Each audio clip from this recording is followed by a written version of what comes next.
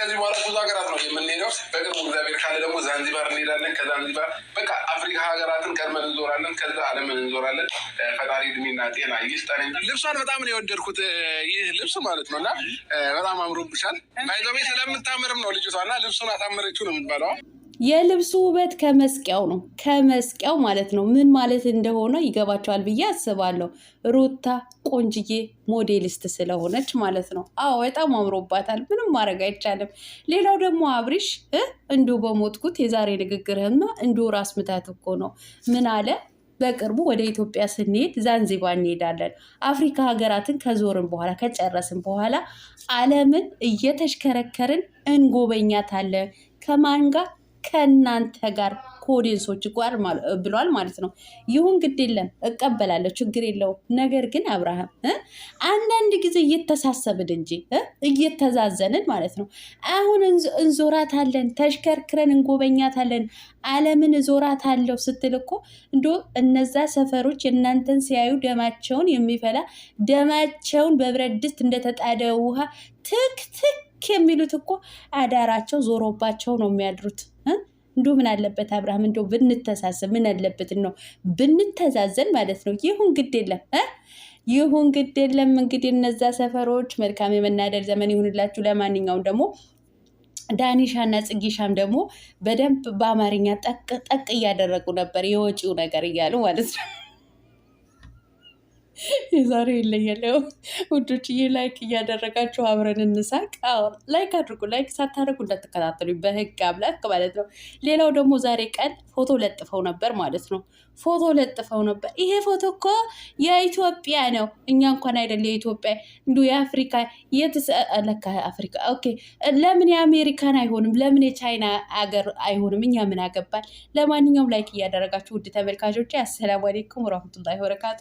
ውድና የተከበራችሁ የቻናሌ ቤተሰቦች ሰላም ብያለሁ። በያላችሁበት ሰላማችሁ አላህ ያብዛልኝ። ላላህ ብዬ ወዳችኋለሁ። ለቤቴ ወይ ለቻናሌ አዲስ ከሆናችሁ ሳብስክራይብ እንዲሁም የደወል ምልክቱን በመጫን ቤተሰብ ትሆኑ በአክብሮት ጋብዛለሁ። ቤተሰብ ሆናችሁ ላይክ፣ ሼር፣ ኮመንት ለምታደርጉልኝ እና ለምታበረታቱኝ እጅግ በጣም አድርጌ ከልብ አመሰግናለሁ። አላህ ያክብርልኝ። ዛሬም እንደተለመደው በሌላ ቪዲዮ ከች በኮረኮች ብዬላችኋለሁ።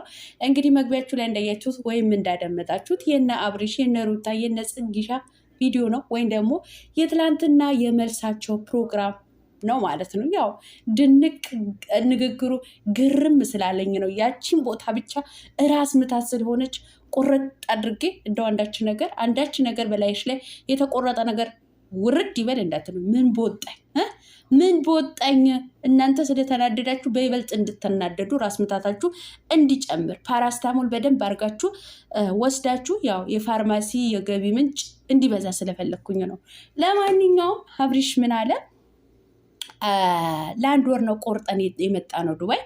ነገር ግን አንድ ወር ባይሆን ለ10 ቀን ብትመጡ ዱባይ ላይ ለ10 ቀን ብትዝናኑ ጥሩ ነው። ሲረዝም ግን ደስ አይልም። ሆኖም ግን አሁን ከዚህ ፕሮግራማችን ጨርሰን ከገባን በኋላ ኢትዮጵያ ላይ በቅርቡ ዛንዚባር እንሄዳለን። አፍሪካ ሀገርን እንዞራለን። አፍሪካ ሀገርን ከዞርን ከተሽከረከርን በኋላ አለ በቅርቡ የሆነ ሚዲያ ላይ ቀርቦ ዓለምን እዞራለሁ፣ ዓለም እንዲያቀኝ ነው የምፈልገው እያለ ነበረ እና እንሽከረከራታለን ብሏል ማለት ነው። አታረገውም አይባልም። ጀግናው የጋሽዬ ልጅ አብርሃም ማለት ነው። ታረገዋለ። ገና አይደለም ገና ትልቅ ቦታ ትደርሳለ ማለት ነው። እኔ ሀገር መዞሩን አይደለም እንትን የምለው ማለት ነው። ገና ውጤታማ ሆነ ትልቅ ቦታ እንደምትደርስ ምንም ጥርጥር የለውም ማለት ነው። ነገር ግን አብርሃምዬ እኔ ልሙትልህ እንደ እውነቴን ነው። ምን መሰለ ጋሽዬ ልጅ አሁን ሰዎቹ እነዛ ሰፈሮች አሁን እንዴት ያድራሉ ይሄን እየሰሙ ለማለት አክል ፈልጌ ነው። ለመወያየት ማለት ነው። ለመወያየት እኮ ነው። አሁን ይሄ ነገር ሰምተው እንዲሁ ሀገር ዞራለው አፍሪካ ሀገርን እጎበኛለው ስትል እውነቴን ነው ኮሪስትሎር ደም ግፊት፣ ስኳር በሽታ ሳይዛቸው አይቀርም። ኧረ ዘንድሮ እንደው ምን ይሻለኛል? አሁን ይሄ ነገር ሰበር ዜና ስታሰማቸው እኮ ወገባቸው 7 አካላታቸው ተሰባብሮ ነው የሚያድረው ማለት ነው። እኝ እያሉ ዛሬ ራሱ አንዷ እውነቴን ነው እኔ በህይወቴ 2 አይነት ድርብርብ ምላስ አይቼ አላውቅም። እና ቲክቶክ ላይ ገባ ስል ማስቲካ የምታይን ካልመሰለኝ ነበር። የሆነ አምባሻ ነገር ወይም ደግሞ የሆነ እንጀራ ወይ ቆጮ ነገር እየበላች መስሎኝ ነበር። አኝ ታደርጓለች በብሶት ማለት ነው። ግን የምታወራው ስለ አብርሃምና ስለ ሩታ ነው። እንዴ ይቺ ልጅ ምንድን ነው የምትበላው ብዬ ቆየሁኝ። ወደ 3 ደቂቃ እየተመለከትኳት ማለት ነው። ለካ አፏን በሆነ ሰዓት ክፍት ስታረቀው አንዳች የምታክል ዝንብ የምታክል ማስቲካ ነው። ታኝካለች። ስታኝ ከማስቲካው ጋር አብርሃምና ሩታ ይኸው እኔና ረጁ በመነጋገራችን እኔና ረጁ ጓ በማድረጋችን የዱባይ ላይ የአብርሃም ሰርግ 10 ሰው እንዲገኝ ያደረግ ነው እንዴ? ታዲያ ትላንትናስ እንደዛ ጓ ብለሽ እንዴት እነዛ ለመልስ የመጡት የማዳን ቅመሞች የአብርሽና የሩታ አድናቂዎች አላስቀረሽም? አንቺ እንዲሁ ምን ልበልሽ? እኔ ለአንቺ እውነቴን ነው ምንም አልልሽም። እንደው አንቺ ይህን ምላስሽ አሁንም ድርብ 3 እጥፍ ያደርገው። እውነቴን ነው የምላችሁ እናንተ። እኔ ምላስ እንደዚህ ወፍራም ምላስ አይቼ አላቅም በህይወቴ ማለት ነው። እውነት እንዲሁ ስትቀለማምጠው ማለት ነው። እንዲሁ ከማስቲካው ጋር አብርሃምና ሩታ ነው የምትበላቸው ማለት ነው። እና ውዶችዬ እንግዲህ አብርሃም እነዚህ ሰዎች እኮ አርፈው እንዲተኙ አልሰጣቸውም፣ እየቀሰቀሳቸው ነው።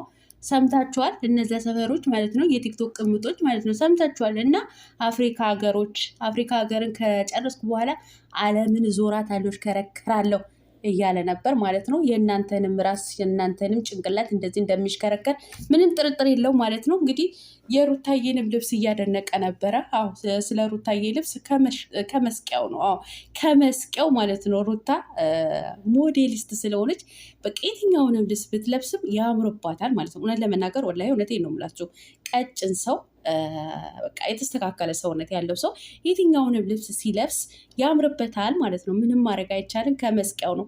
ሌላው ደግሞ ቀን የሆነ ፎቶ ፖስተው ነበር።